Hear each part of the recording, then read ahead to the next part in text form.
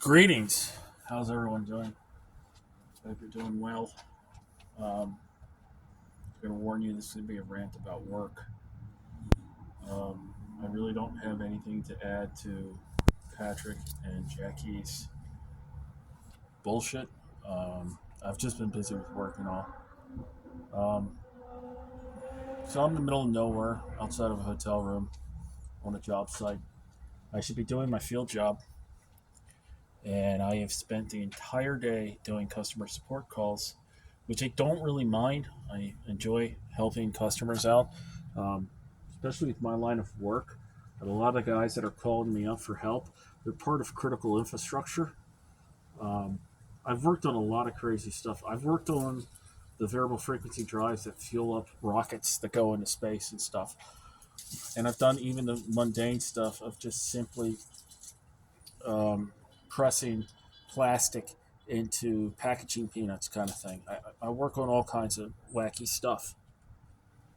But recently, I have been handling more and more flipping trouble calls, and it's utterly ludicrous to have me handling trouble calls. And I'm not trying to say this as if I'm like some big, powerful dude that like I'm better than answering questions from customers, having my feet in the trenches. No, I'm fine with that, but it's really, really stupid to have me do this because I'm so ungodly expensive. Internally to my company, if you, because I have to track my hours, every hour I have to track. And if I'm on a customer site, it's $278, but that $278 gets charged to the customer. $278. Whether I go in and I do work, or if you have me waiting in a hotel room because you guys can't do a tag up, doesn't matter. It's 278 straight. Now I don't get all 278, of course. I don't. But you can imagine how this really chimes up. Whereas like our customer support guys, they only charge the company like, I don't know, it's like $24 an hour, $25 an hour. So you can imagine how you don't want me doing anything. You don't want me doing anything that is not being charged to the customer. You don't want me even scratching my ass on company time. You want it on customers' time. But our customer support team of late has been such a goddamn train wreck. And I don't mind helping them out, except for every time I help them out, I get bitched at. Because they don't want to pay my bill. And I say this to the guys every single time. Like, if you don't want to pay me, don't call me. Don't call me. Stop calling me up and complaining that it took me 3 hours to do something that it should have taken you guys 3 hours to do. And now your budget's blown.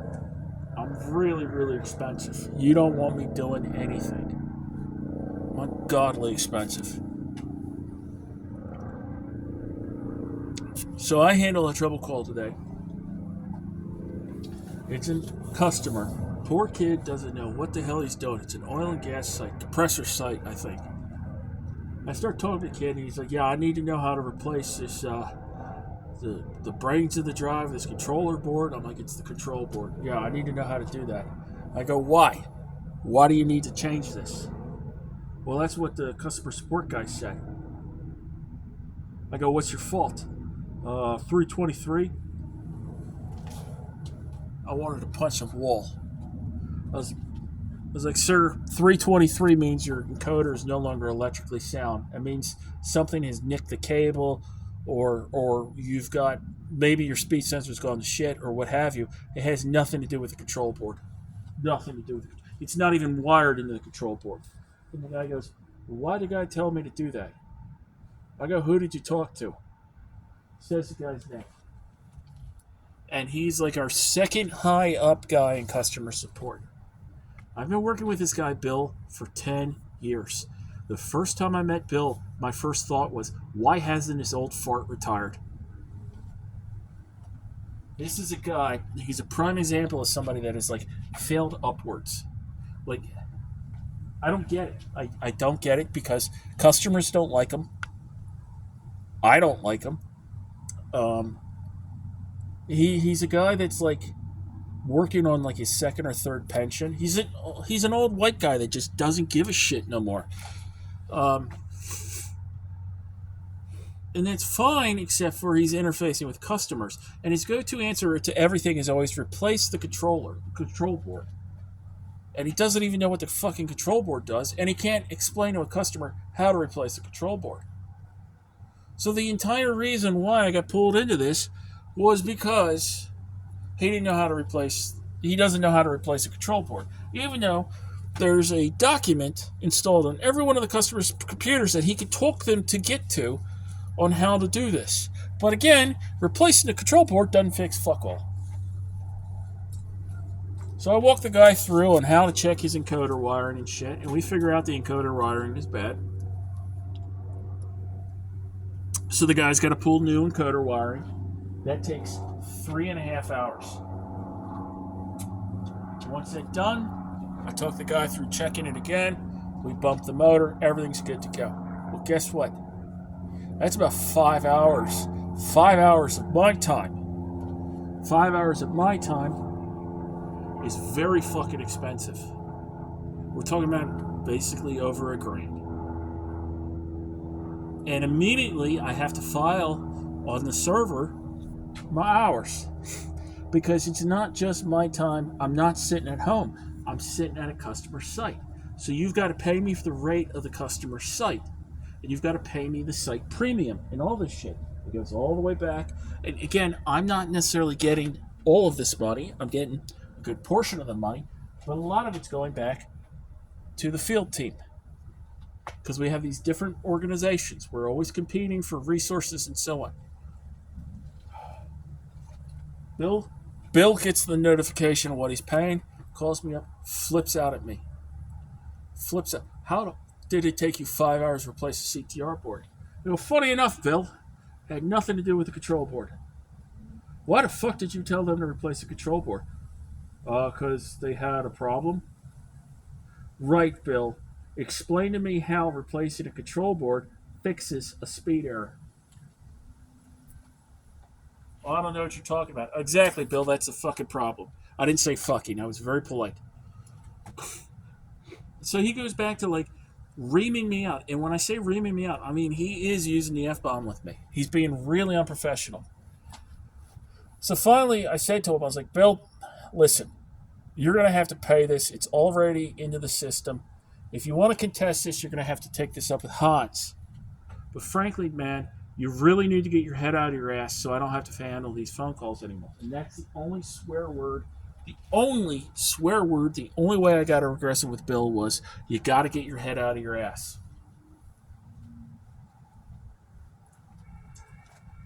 I get contacted by my boss, Hans, the ex-East German missile officer. I understand you had an issue with customer support. I was like, what are you talking about? Bill said you got very aggressive and you blew up at him. And I chuckled. I was like, Hans, I didn't blow up at shit. That's not what he said. I was like, Hans, you were in that German military, weren't you? I'm sure you saw an NCO tear into some knucklehead doing something stupid. You probably saw somebody get executed for having wrong political thought. I was like, Hans, I did my time in Afghanistan. If I had some dumb kid about to get us hurt or killed, I knew exactly how to get their attention. And I knew how to get an attention of not just that kid, but about 60 people. I know how to be threatening. I know how to be scary. And if I was that in any fucking way, any way whatsoever, not only would we not be having this conversation, they'd probably have cops at my hotel room right now because I would have scared the shit out of them. I was very nice. I was very fucking polite. Han goes, well, he wants you suspended without pay. I'm sure he wants a lot of things, but Bill's a jackass. He doesn't get what he wants. And Hans just laughs. Like he does this Bavarian, like, laugh. And he goes, don't worry about it. I'll handle it. He goes, from now on, though, I don't want you taking these calls. I don't want you taking these trouble calls. They're distracting you. I was like, thank you. Please no more. Please no more. 35 minutes later, I get a freaking text message. Hey, we need you to open up your email. We got a trouble call for you to take from a customer site. I ignore it. 15 minutes later, I get a text from Hans. Will you please take this? I'll handle all the noise. It's like, motherfucker.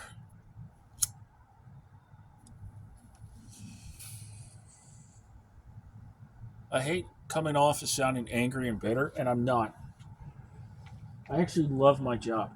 I really love my job. I have worked on every single continent on the planet. I have not been physically on Antarctica, but I have actually fixed a research ship in the coastal waters of Antarctica for a Brazilian company. I think it was actually the Brazilian government. I've worked in the aerospace industry. I've worked in the space industry. I have worked on equipment 3 miles below the earth in a mining facility in South Africa. I've tuned drives in Kenya. Oh my God, Kenya is amazing. Natural beauty is like unreal, unfreaking real. India. I've been to India. I don't know how many times. You want to feel alive? You really want to feel alive? Go to India. Go to India. It's impossible not to feel alive in India. Your senses are overloaded constantly. I will say this though. If you really like Indian food in America, don't ever go to India because Indian food is ruined for you in the United States if you've ever been to India. God, I love Indian food. It's like the only thing I miss about. I got stuck in the United Arab Emirates for like 2 years, and all I ate there was vegetarian Indian food because a lot of my coworkers were from Hyderabad in India, and I would drive them around, and I would let them pick out the restaurants, and I went maybe a year and a half without eating meat. I didn't even notice. Oh my God, Indian vegetarian food is just freaking phenomenal. But I love my job. But every once in a while, I have to deal with Bill.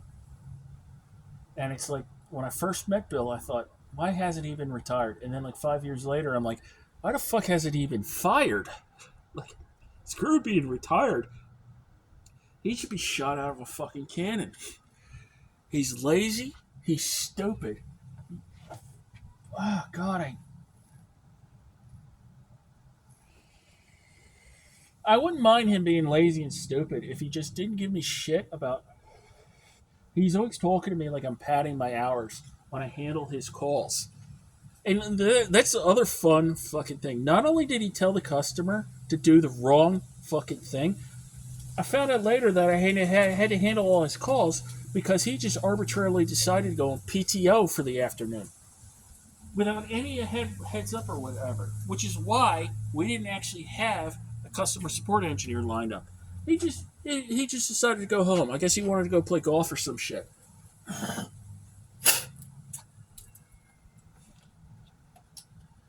I would not trust Bill with a goddamn screwdriver in my garage, let alone working on medium voltage and shit.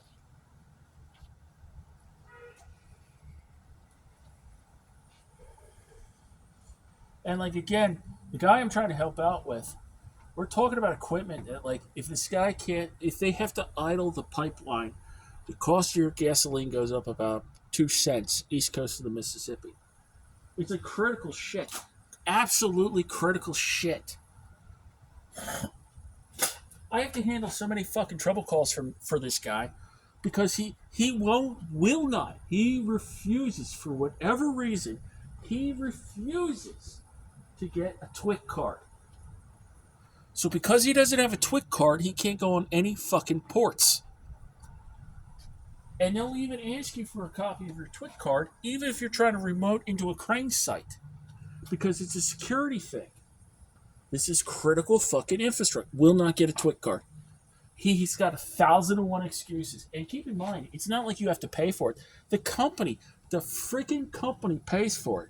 But he never has a TWIC card. So whenever it's a port, I've got to handle the trouble call. And 9 times out of 10, it's a 5-minute trouble call, but I got to charge him for an hour of work because we round it up. That's how we do it in the field. You round it up. You want to keep me there for 3 hours in 1 minute? It's 4 hours.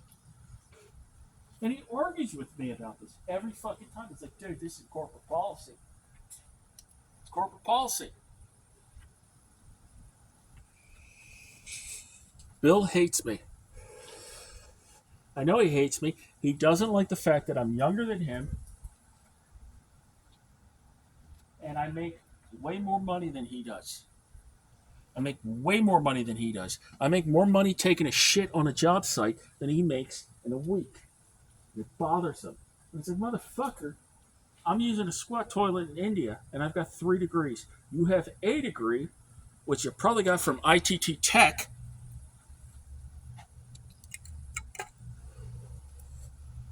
It's just, it's just irritating because he replaced this older woman, Karen. God rest her soul. She was really, really good. She was a phenomenal engineer, really knew what she was doing. And this poor woman, the only reason she ever ended up in customer support out of the field, she got breast cancer. And she successfully fought it 2 times. 2 times. Third time, it got all over her body. And it took her out like that. It was, you just found, like, word just got around. Yeah, Karen's not doing well. Why? What happened? I just talked to her like a month ago. And before I knew it, she passed away. God, I miss that woman so damn much. She was just so nice, so professional, really knew what she was doing. She was the anti-Bill.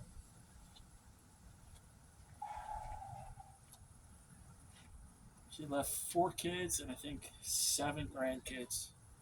Like, God, I miss Karen. Just really nice woman. And it's like every flippin' time I have to deal with Bill. I really want to. This is going to sound so harsh and mean and negative, but I'm like, why the fuck can't you just die from prostate cancer?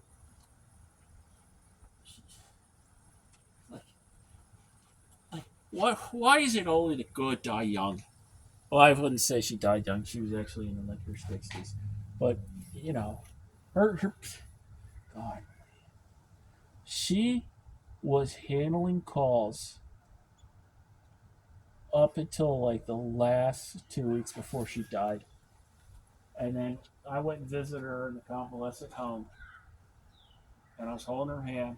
I was with my wife. God, thank God for my wife. Holding Karen's hand. She was such a strong woman. And she was just skin and bones. She couldn't even tell we were there. And she was doing like the death rattle. If you've ever heard the death rattle sound, it's where somebody's breathing, but it's like really deep and phlegmy, and it's like the whole body is just spasming trying to breathe. I apologize. I don't mean to go to a dark place. I'm really, really sorry. It's just I'm not in a good mood. I'm really not in a good mood. I'm on a job site. Now, granted, I didn't really have anything to do but just sit around waiting for the site to get their head together and stuff. But then to deal with the trouble call, and then to deal with Bill just being a shithead like he usually is. And then on top of this, I've got like another 2 outstanding customer support calls I got to handle. And again, Bill's missing because he's on PTO, so he can't take these calls. But as soon as my paperwork comes in, I send it into the servers. Say, hey, these are my billable hours. This is what customer support owes me. All of a sudden, Bill's freed up to call me up and cuss me out over the phone, and then lie to HR saying that I was unprofessional. I don't want to make it sound like everybody in my company is like this, because they're not. I love my company. But golly, golly, is Bill pissing me off. But I better turn off because I don't be ranting and cussing while there's kids playing relatively close to me. I hope you're all doing well. Take care of each other. Try to enjoy this fall weather. Ciao.